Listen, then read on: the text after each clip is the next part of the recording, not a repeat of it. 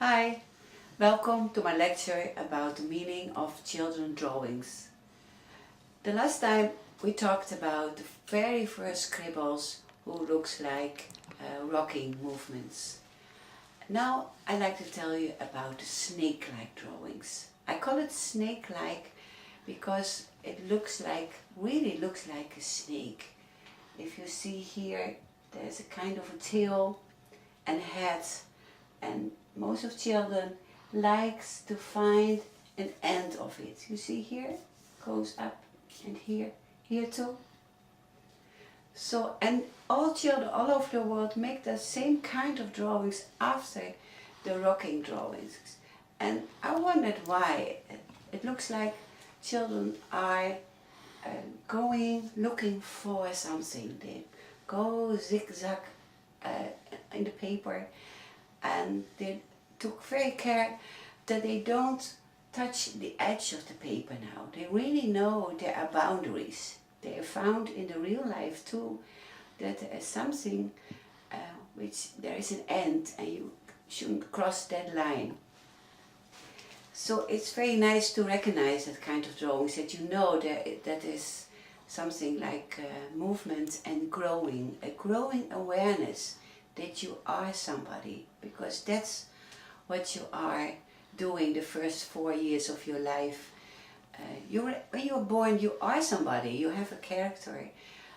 It's there in the core of yourself, but during your life you're going to find who am I, what am I. So in the very first years there happens a lot in the body and in the psyche of a child, and it's the fundament for the rest of your life.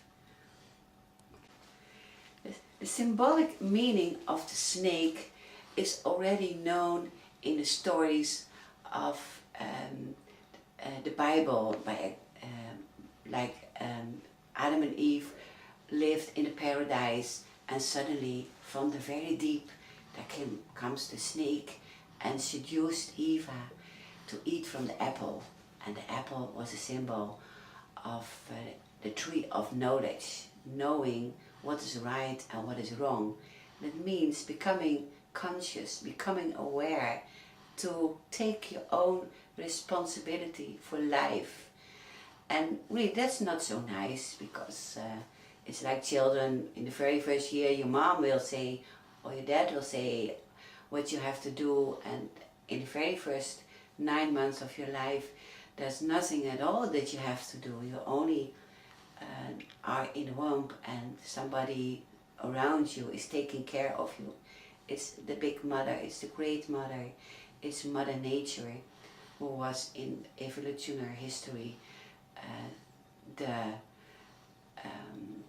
not the person, but the something who took care of people. You know, there was rain and sunshine, and there was food or there was not food. So you were very dependent of somebody who took care of you. It was the God. And when you got out of the paradise, so then it was over, and you have to take care for yourself. And that's what every little child has to come over in his 4 years of life. You know, in the first years, Mama will take care of your food and your warmth. And when you grow up, you find out that you have to do it by yourself. And that's okay, so that's life, how it is. So you see, if you recognize that your child is growing and looking for who am I, and that you can see in the snake drawings. And like I told you before, it's like playing. Some children don't draw and you don't see a snake. You say, no, maybe my child is not growing, but that's not true, of course, because some children play or express more with their body. And if you live no matter where, more in nature or in a big city, there are playgrounds where children go, climb on, and they're going through something, and they're going back, and they're going up, and they will find a way out. So, and that's really has to do with the same kind of feeling, for looking for where is it? Where am I? Where am I going to? Because are the questions men always ask themselves, who am I? Where am I going to? Why am I here? So, and a child is playing that out in the first years of his life, and you know, the answer is not given, but the question is there. So they play going in and out and go through a tunnel, and it's like they will and then there's the mother and there's a grown-up who will say, okay, it's safe, come here. So it's very nice to recognize if children dare to go on that playground and explore the surroundings. And you can ask yourself, why does a child does not do this? Why does a child doesn't dare to draw? Or why doesn't a child doesn't dare to explore the surrounding or the playground, or doesn't dare to go in the tunnel?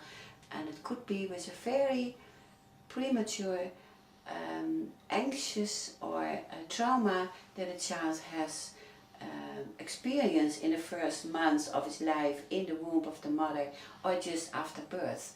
So, and then he really has to go back in